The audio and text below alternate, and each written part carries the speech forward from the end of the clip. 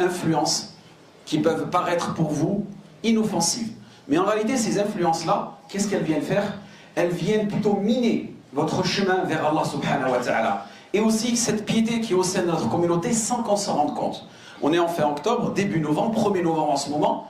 Si vous regardez un peu le calendrier, vous allez comprendre qu'on est dans une période un peu stratégique pour certaines cultures, pour certaines religions. Cette période-là, c'est la fête des morts. On célèbre Halloween, on célèbre la Toussaint. Et toutes ces fêtes-là, en réalité, nous, sans qu'on s'en rende compte, c'est pourquoi je vous dis, pour vous, ça paraît inoffensif. Sans qu'on s'en rende compte, ces fêtes-là, elles sont en contradiction avec notre foi.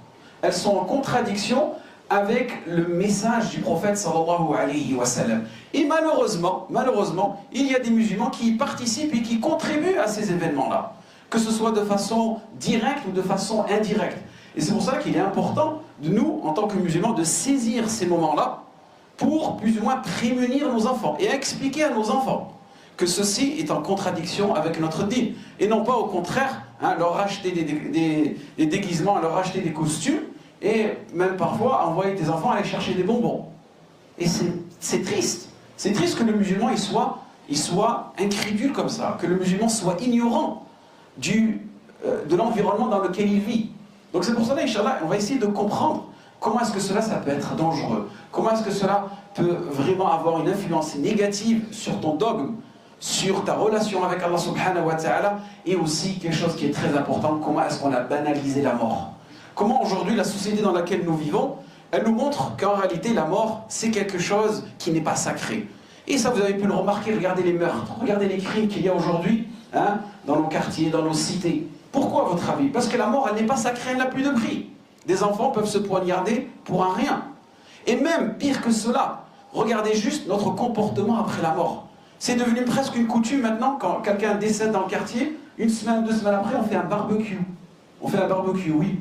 On se rejoint autour d'un barbecue pour, tout simplement, se commémorer cet ami-là. Mais est-ce que le prophète, sallallahu alayhi wa sallam, nous a enseigné ça? Donc vous voyez, on est entre deux extrêmes, où on banalise la mort, et dans un autre extrême où on donne une notion de la mort que ni Allah ni son messager nous a enseigné. Donc le but de ce prêche, Inch'Allah, c'est de revenir à l'essentiel, de revenir à ce que le prophète sallallahu alayhi wa sallam nous a enseigné. Sachez que la mort, c'est quelque chose de très important dans notre religion. Allah subhanahu wa ta'ala nous dit dans le Coran وَالَّذِي خَلَقَ الْمَوْتَ وَالْحَيَاةَ لِيَبْلُوَكُمْ أَيُّكُمْ أَحْسَنُ عَمَلًا. Allah subhanahu wa ta'ala, c'est lui qui a créé la mort et la vie dans le but de vous éprouver, dans le but de vous tester, de savoir qui l'un d'entre vous sera le plus sincère. Et regardez ici la syntaxe de ce verset. Allah subhanahu wa ta'ala, il a précédé la mort avant la vie, pour nous expliquer que la mort, elle est beaucoup plus importante pour le musulman. Et c'est quelque chose de sacré, parce qu'en réalité, ta vraie vie, la vie éternelle, elle ne commence qu'après la mort. Alors que nous, c'est l'inverse. La société dans laquelle on est aujourd'hui, elle nous fait kiffer la vie. Elle nous a enjolivé la vie. Regardez juste les films, le rap.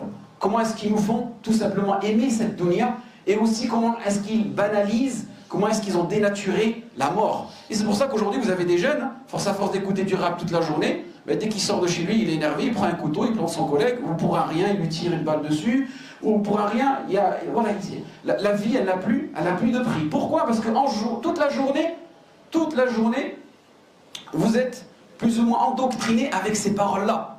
Et toi, sans t'en rendre compte, tu es en train de mimétiser ce que tu vois aussi à la télé. Les films, Netflix, et ainsi de suite. Vous voyez, dans les films, on se tue pour un rien. Et vous pensez qu'en réalité, cela n'a aucun impact, n'a aucun effet sur vous, alors que, regardez, subhanallah, le nombre d'homicides volontaires qui sont commis dans nos cités, dans nos quartiers, et généralement, quand on regarde les noms, on voit c'est qui. On voit c'est qui tue, qui s'entretue, les SF. Donc on voit quelque part que la mort, aujourd'hui, c'est devenu quelque chose de banal. Et aussi, on remarque que la mort aussi, on lui donne une certaine vision que ni Allah ni son messager subhanahu wa ta'ala, ni Allah ni son messager sallallahu alayhi wa sallam nous a enseigné. Et cela, je vais vous donner quelques petits exemples. Par exemple, aujourd'hui, en ce moment, c'est la fête des morts, c'est la Toussaint. Regardez déjà juste le terme, tous saints. On est tous des saints. Quelque part, on n'a rien à se reprocher. Quelque part, dans l'islam, nous, c'est totalement l'inverse.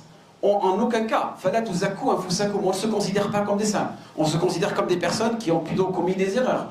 Même vous avez aussi des chansons, on ira tous au paradis. Vous voyez, ce